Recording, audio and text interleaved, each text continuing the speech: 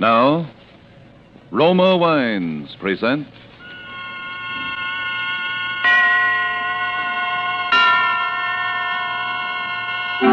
Suspense.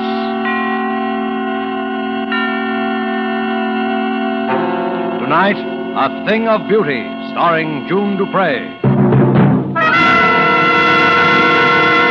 Suspense is presented for your enjoyment by Roma Wines. That's Roma, Roma Wines. Those excellent California wines that can add so much pleasantness to the way you live, to your happiness in entertaining guests, to your enjoyment of everyday meals. Yes, right now a glassful would be very pleasant as Roma Wines bring you Suspense. This is the Man in Black, here for the Roma Wine Company of Fresno, California.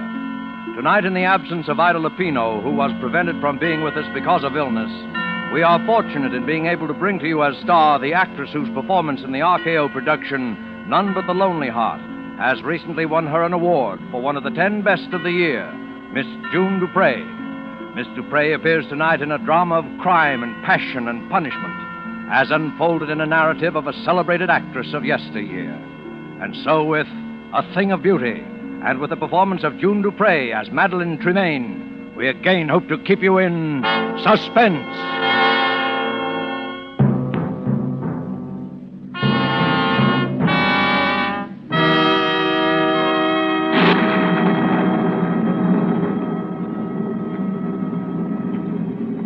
You will give me your arm? Thank you. I think we shall just miss the storm if we hurry. Rather somber place, isn't it? Oh, it gives her seclusion, and that's all she's ever asked for since she came here. That and what little spiritual comfort I've been able to give her. How long ago was that, sir? That you came here, I mean. 9 years ago in March. But it was long before that she left the stage. Oh, she was nearly 10 years in an institution. A mental disorder. Though it's not her mind that was ever sick, unless I'm mistaken. I do say she's a bit on the eccentric side. Oh, I don't believe in gossip. You'll be her spiritual advisor soon enough when I've retired. And I want you to meet her without prejudice. And one day I'll tell you what I know, which is little enough, and what I have reason to believe, which is more. Oh, it seems we'll just about escape a drenching. She lives completely alone? The one servant, that's all. Oh, Father Benson. Oh, Suzette, this is my new curate, the Reverend Mr. Sedley. We are here to see Miss Tremaine. Well, does she know you are not alone? My good Suzette, I haven't any idea. But you might let us in out of the rain while you so inform her, if you will. But if... Very well, come in. If you will wait in the study, I will ask if Mademoiselle is able to see you. What in the world got into the woman? She knows Miss Tremaine's been seeing me every fortnight at the same time for 9 years. There's a picture here. Is it of her? Probably. My word, she was a beauty. Your father could have told you. She was a legend of 2 continents.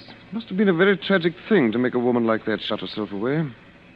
Is it true, sir, that she sees no one but you? As far as I know, she has never set foot outside this house in all the time she's been here. Nor has she ever had a single visitor beside myself. But why? I think because she hopes that somehow, someday, a man of God will help her to find peace. And she doesn't care to face the world until she's found it. Mademoiselle will see you now, Father, in her parlor across the hall. Oh, thank you. Well, Father Benson, come in. Come in. I do hope you don't mind my receiving you in the dark. But I have a mortal dread of lights during a storm. Not at all. You'll find 2 quite comfortable chairs just there by the window, I think. Oh, thank you. Madeline, this is my new curate, Mr. Sedley. Oh, yes, Mr. Sedley. It's a great pleasure, Miss Tremaine, to meet such a famous beauty. Even in the dark. Ah, so you've heard of my beauty, of course, Mr. Sedley. You know, as you came in, I was looking at this little gold mirror. Engraved on the back are the words, "A thing of beauty is a joy forever." Ah, Keats. Yes. Oscar gave it to me. He said it was a magic mirror. Was that Oscar Wilde, Miss Tremaine? Yes, dear Oscar. Dear dead days. I suppose you've already heard all the wild tales of my lurid past, Mr. Sedley. Oh, no, Miss Tremaine, I assure you I don't believe that Father Bentham has ever caught me in a reminiscing mood, have you, Father? But since you will one day be vicar here, Mr. Sedley, perhaps it would be better if you heard the truth from me. Miss Tremaine, don't think I... Oh, the truth is wild enough. It all began, I suppose, when John Gaylord got me my first speaking part. That was, far too long ago to tell. John and Nell Garrett were the leads, and my part, well, it was one of those obscure little parts that no one pays any attention to until some obscure little actress comes along and makes a start of a career with it. It was then I first experienced what will always be to me in all the range of human feelings, the supreme exaltation when you hear the full, frenzied applause of an audience for you alone.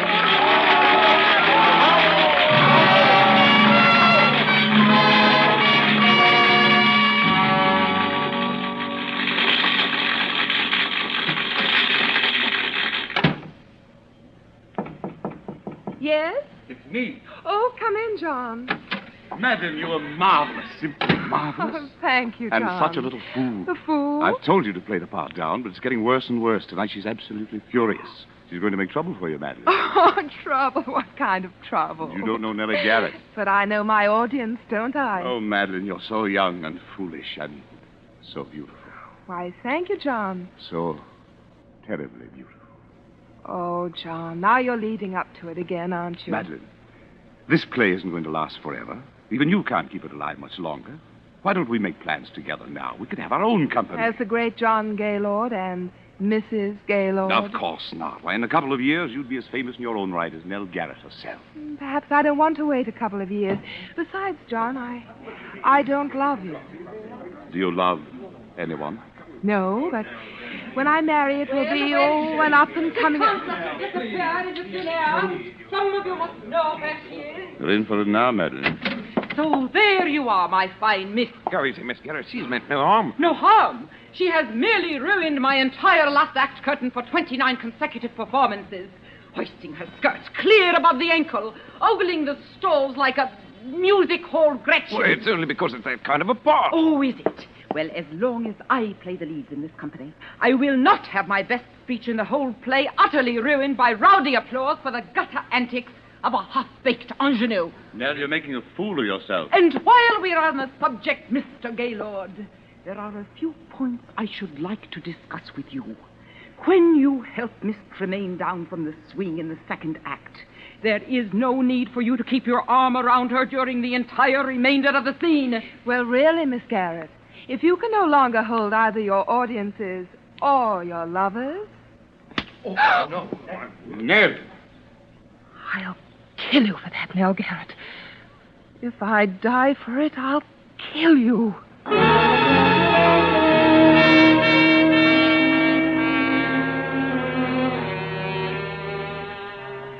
I left the theater and walked aimlessly out into the night, my eyes blinded with the tears. Young, oh yes, and foolish as I was, I believed my poor little heart was truly broken. For I knew that Nell Garrett could ruin me with every theater manager in London. And I knew she would. How long I wandered through those misty streets, or where, or even what I did, I shall never know. But just as dawn was breaking, I found myself, by some odd twist of fate, passing by the lodgings of John Gaylord. On a sudden impulse, I climbed the steps to his door. Madeline, Hello, John. did anyone see you? See me? Come in. Where have you been? Just walking. Walking. Oh, good Lord, alone? Yes. Why? Don't you know? Yes, John, I'm afraid I do.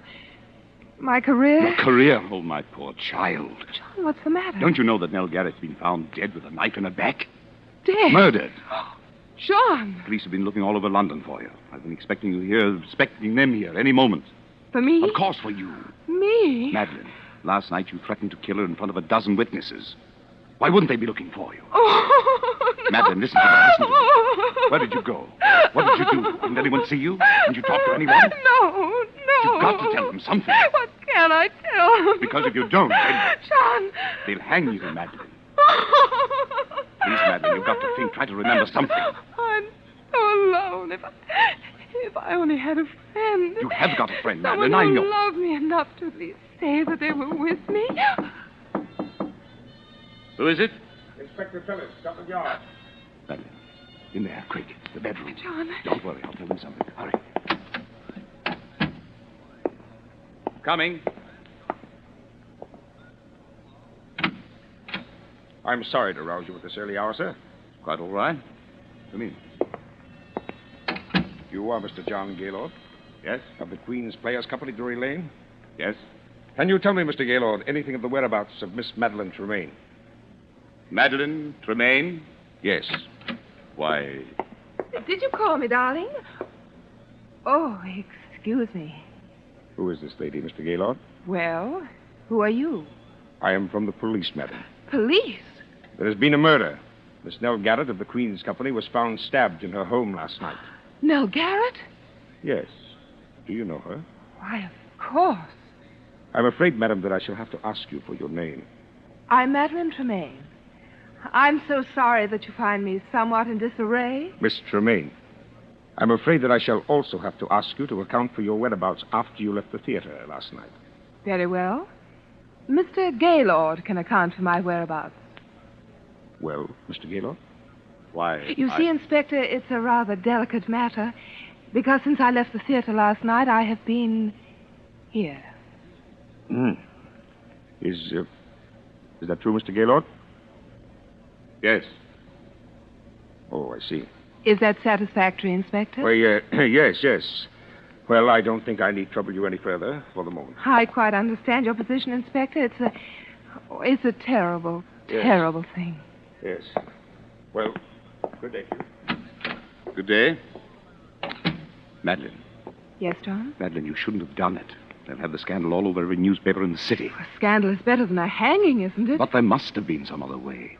Now they'll tear you to shreds. They wouldn't have you in anything better than a music hall for the rest of your life. John, there won't be any scandal If what? John, it wasn't just my tip with Nell Garrett that sent me wandering through the fog last night. I was thinking about something much more serious. What do you mean? I was thinking about what you had said.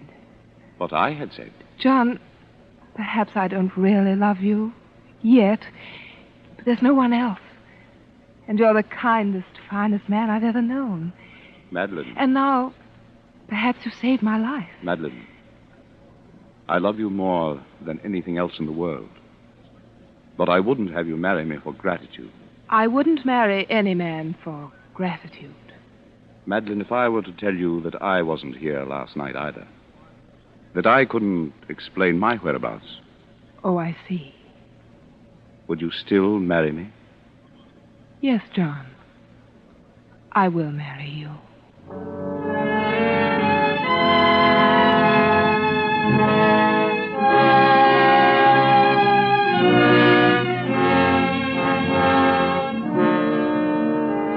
Tonight for Suspense, Roma Wines are bringing you as star Miss June Dupre, whom you have heard in the first act of A Thing of Beauty, a radio play by Robert L. Richards from a story by Elizabeth Heaston.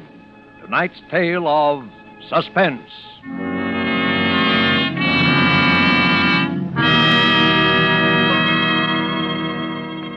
This is Truman Bradley for Roma Wines, and I should like to tell you about a most interesting woman who extracts all the simple pleasure and happiness possible from living.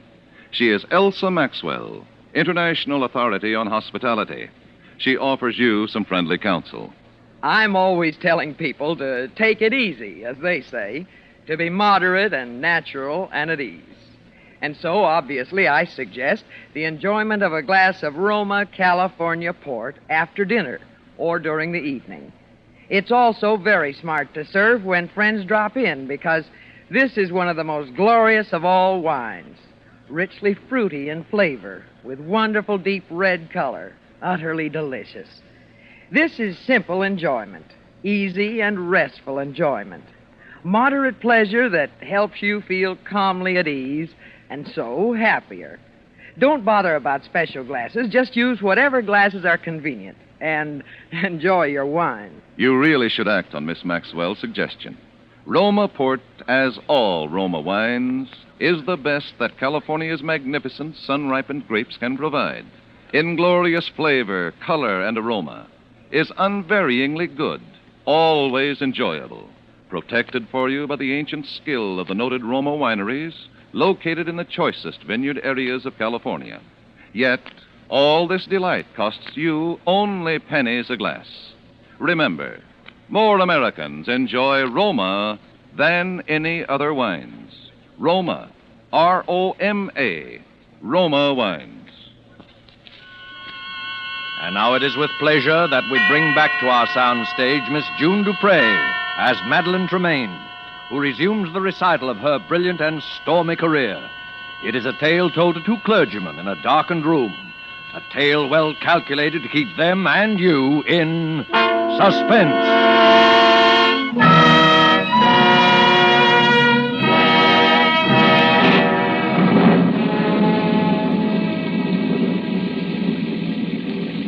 Shall I continue, gentlemen? Oh, yes, please do, Miss Tremaine. It's completely absorbing. Indeed it is. Really? I hope you don't mind the lights turned off. It's the storm. I suppose perhaps I'm a sort of elemental creature, but I always love to sit here and have it dark when it's stormy outside. Not at all. Well, then, our marriage was a very happy one. Perhaps not entirely in the high tradition of grand passion, but a thoroughly comfortable, civilized relationship until something happened which is so often a tragic feature of wedded life between two stage personalities. For the first 2 seasons, John and I always played together. And then managers began to ask for me, alone. What could I do? I was young and just reaching the peak of my career. John was past his prime in popularity. And so at last he no longer even tried to have a career, but lived along on false hopes and idle dreams and tiresome reminiscences, and took up little hobbies to pass the time away and grew a little stout. It was very difficult for both of us. And then, for me, came the time and opportunity that every actress dreams of.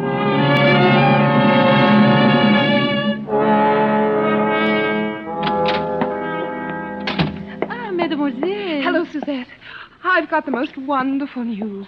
The most wonderful, wonderful news. That you, Madeline? I'll tell you about it later. Oh, yes, Yes, John. Come in here a moment. I want to show you something. Where are you? In here. At the end. Oh, good heavens. Now what? I thought I'd keep it a secret until I had my first exhibit, but I couldn't wait. I've taken up etching. Etching? Yes. Look, What's that? you. What? It's only the copper plate, of course. You see, the whole principle of etching is... Madeline, look out! Oh, what's the matter? Almost knocked over that vat of nitric acid. One drop of that on your beautiful white skin, and it would burn a hole right through you. Well, must you have that sort of thing around? Of course, that's the whole thing. You see, your sketch simply scrapes the wax off the copper plate. Then you drop it in the acid and... Well, that's very interesting.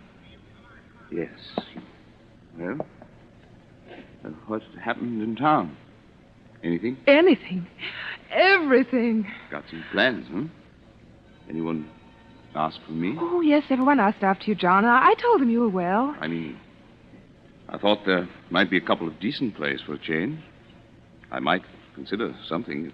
John, how are you on Romeo? Romeo? Yes. You see, Maxwell has finally asked me to do a Shakespeare repertory, and high time, by the way. And I'm starting in Romeo and Juliet. And I Madeline, why didn't you tell me Romeo? Oh, it'll be a sensation, and it's just the thing I need. Now, John. Oh, I can do it all right. Take off a little weight, brush up on the lines. I've done it before, you know. John. Oh, Madeline, you're the dearest wife and the best friend a man ever had. You know, lately I've actually wondered sometimes if you might not think I wasn't. Oh, darling. Now, John, don't count too heavily on this. I'm not quite sure yet how things are going to work out. Work out? How else can they work out? But perfectly. Very well. I'd like to begin reading here at home, first thing tomorrow evening.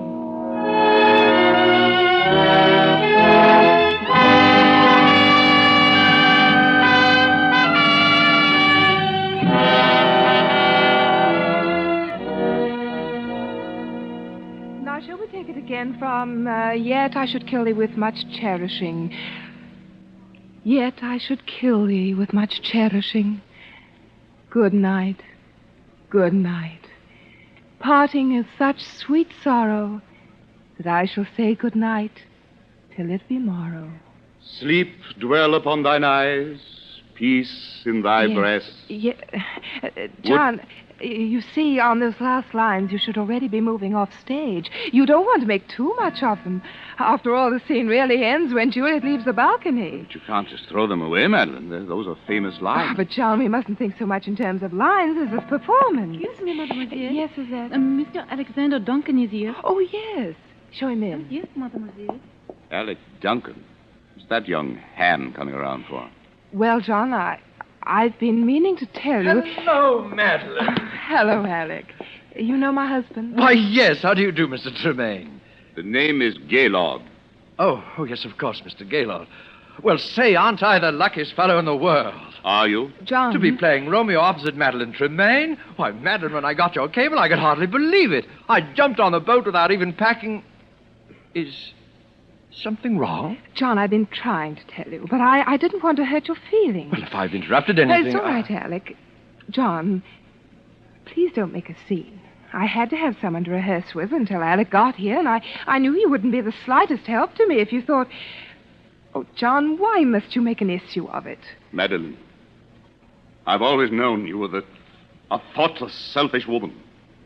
But I never would have believed that you could do anything quite so vile. How dare you speak to me that way?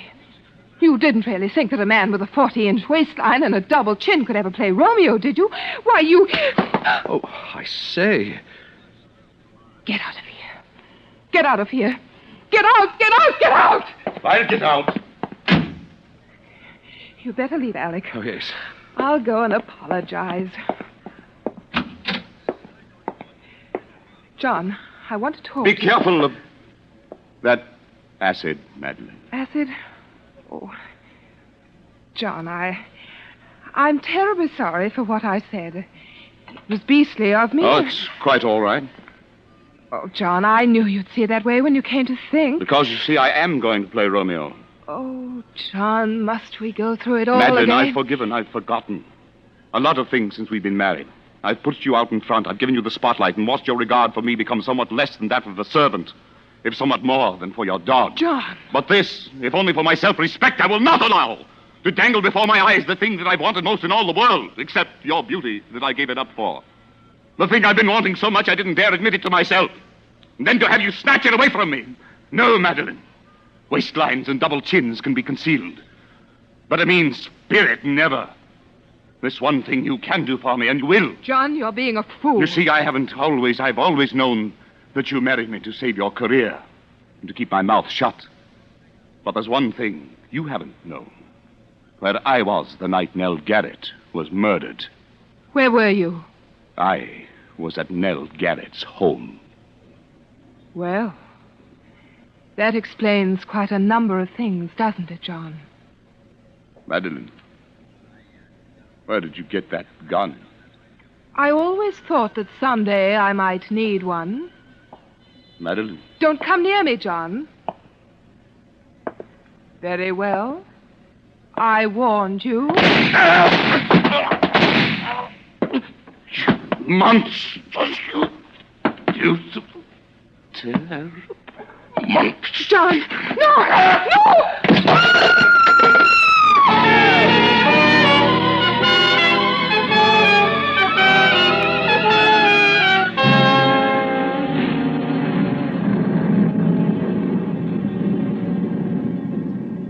You see, as he sank to the floor, he hurled a bowl of acid at my face. Oh, it was a frightful thing. Of course, it was self-defense. I was never even brought to trial, particularly when I told that it was he who had killed Paul Nell Garrett. But I suffered a complete nervous collapse, and I suppose I've never really recovered. And yet Providence always seems kind enough to leave something to be thankful for, even in the worst of tragedies, because not a single drop of acid ever touched me. I suppose if it had, I should be horribly disfigured to this day. Have I bored you, Mr. Sedley? No. Oh, no, Miss Tremaine. Well, Madeline, the storm is almost over. I think we'd best push on. Must you? Well, but excuse me for just a moment. Oh, of course. My word. A poor woman. Yes. I say, look here. What? This mirror. It's not a mirror at all. It has a picture pasted in it. The photograph that's in the study. Poor Madeline. Father Benson, Mademoiselle would like to speak with you a moment before you go. Oh, very well. I'll only be a moment, Sedley. This way, Father. Thank you. Ah, Father. Well, Madeline? You may turn the lights on, Suzette, as you go. Yes, Mademoiselle. So, that is your young curate, Father Bentham. Yes. Do you like him? Oh, he seems a dear boy. But What, Madeline? I am afraid I can't see him again. Madeline, why? Because I don't want to hurt his feelings, and it would not be the same. You have been my only true friend in all these years. And when you are gone, I would rather be alone again than... I'm sorry, sir, but Mrs. Stokes is outside. Her little girl is dying, and when she heard you were here, she... Oh, go away. Madeline. Go away, both of you. Go away, go away. Go away. Come, sir. Go away. Good Lord. Poor Madeline. It was too much for her. Yes. Oh, she killed them both, of course, the woman and her husband. I think I always must have known it. All these years, she's lived a lie. Yes, but that's not the lie that's hurt her. It was the acid. Acid? Didn't you see her face, sir? You forget, my boy, that I am blind. She has no face.